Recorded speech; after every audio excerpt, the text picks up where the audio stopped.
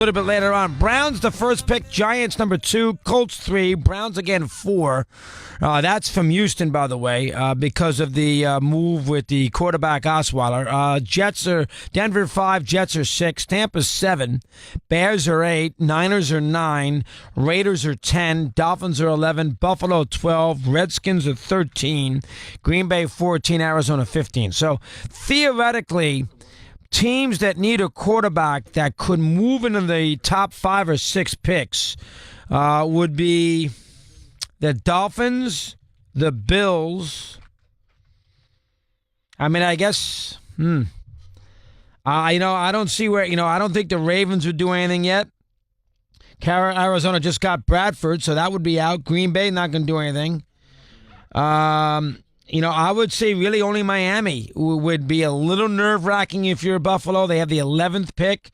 Miami does not have another first-round pick. Miami in the second round picks 42. And Miami, they have another one in the second round. Miami elsewhere in the second round only has the 1 pick. No, they got 2 picks. No, they got third round 73. So, we'll see. Miami's not going to do anything. So, but Buffalo's going to get a quarterback, folks. To make a long story short. Chad in Columbus, he's up first, and he's on Mad Dog Unleashed. Chad, good afternoon. How are you today? Oh, I'm good. How you doing, buddy? Fine, Chad. Thank you. What's on your mind now? Let me hear. Fire away. Oh, man. I am kind of hope. I doubt we will, but do you think there's a possibility Pittsburgh may make a move on Ndamukong Suh? I mean, I don't really see it myself because of cap space, of course, but it'd be a risky move. I think it could really work out, but yeah, it sounds like I don't know what the cap hit is and they don't have any cap room as it is because they can't get they can't get Le'Veon Bell signed. So their cap space, I think they're only $6 million under the cap. Because they have a lot of big stars, Roethlisberger, Antonio Brown, Bell. So they got issues there from a cap perspective. So I would say probably not, Chad. They can't get Suh. He's going to want, I don't know what the cap hit is, but they have Bell to worry about, and they have not a lot of cap space. Suh is going to be let go by Miami. He's a very good player. You'd have to say that, I don't know if he underachieved, but it didn't quite work out in Miami. They never played a playoff game with him. He plays hard. He plays a lot. I mean, he's still very good. But, he'd be useful for anybody. Don't get me wrong. But I don't know what the cap hit is. I mean, you're going to have to pay him. He's making some money, whatever it might be. He's making something. Ryan in Denver, and he's with us. He's on Mad Dog Unleashed. Ryan, good afternoon. How are you today? What's up, Mad Dog Russo? Hello, Ryan. Nice to have you aboard. What's going on today? What do you have? Well, I'm an avid Bronco fan, and I can't think of anywhere they should go with that 5th pick but the offensive line. Their offensive line has been horrendous. They have Keenum there now. They have Saunders. They have Demaryius Thomas. They always run the ball okay. Their defense should be a little better. Last year was horrendous. At the end of the year, they got a little worn down mentally.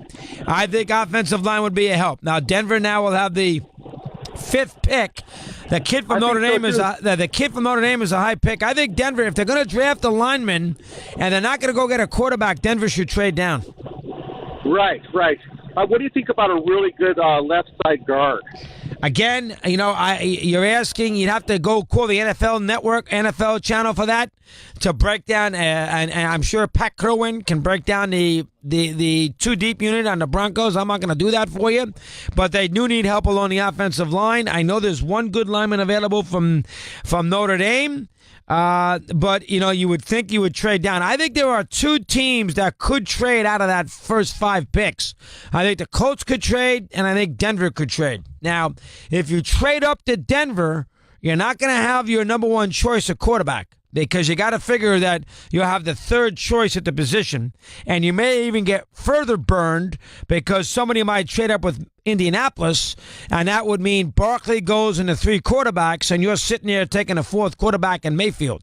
So you have to be careful if you move up to number 5 to see if you can go get a quarterback. But I don't know what these teams feel with I don't quite know what these teams feel with Mayfield. And even Rosen appears to have gone downhill. Donald hasn't thrown yet. Everybody seems to love him. Allen seems to be the perfect athlete to play the position, although his accuracy stinks. But Miami, Buffalo, Denver, and Indianapolis could be the two teams that go southward with the draft as far as their selection is concerned moving down. Here's Jim, and he's in Pennsylvania. He's aboard. He's on Mad Dog Unleashed. Jimmy, good afternoon. How are you today? Hey, Chris, how are you? Fine, Jim. Thank you. What's happening now? What do you have for me? Long-time Vikings fan. So, came on the show a little late, but I heard you say that not a fan of the Cousins signing. No, I am not. I am not giving Cousins, who's never won a playoff game, $90 million. I'm not doing it. I'm sorry. Okay. Obviously, I was going to ask you why, but you obviously just gave that reason. What would you have done? I mean, part of me says, I would have gone with Bridgewater if he was ready, because I was a Bridgewater fan. But, I don't know if I would have given Keenum $20 million.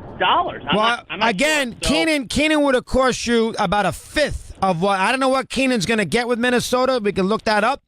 But Keenan is not going to cost you a fifth of what Cousins cost you. You went to the NFC Championship game last year with Keenan. Your team got bulldozed in the game where I don't know if, again, Otto Graham wouldn't have won. So from that perspective, you can't put the game on him. Cousins has never won a playoff game. The Redskins got him the hell out of there. They rather have gone to Alex Smith. What does that tell you?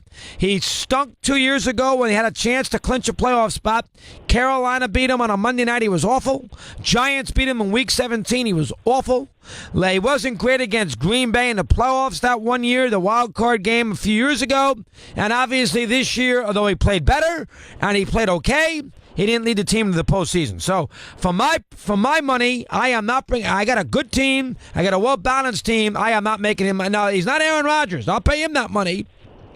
I'll pay Brady that money. I'll pay Breeze maybe even that money. But I am not paying a guy like this. I am not paying Kirk Cousins $30 million a year guaranteed for 3 years to be my quarterback when I played in the NFC Championship game last year. That I am not doing under any circumstances. I'm not doing that. So what would you have done? Re-sign Keenum? I don't. You know what? You're asking me. That's a very fair point. I don't know. I have to have a plan B. I probably would have re-signed Keenum and fortify the team with the money that I would have saved elsewhere. That's probably what I would have done. I would not have signed Cousins. Now, that can come back to bite me, but I would not have given him all that money. That's what I would have done myself. How much you get? So Keenan got 2 years? They didn't say the exact yet, but they said it's around 20 per on a short-term deal. $20 million a year, short-term for Keenan. So they gave him, 2 years, $40 million. Maybe 25 of it guaranteed, something like that.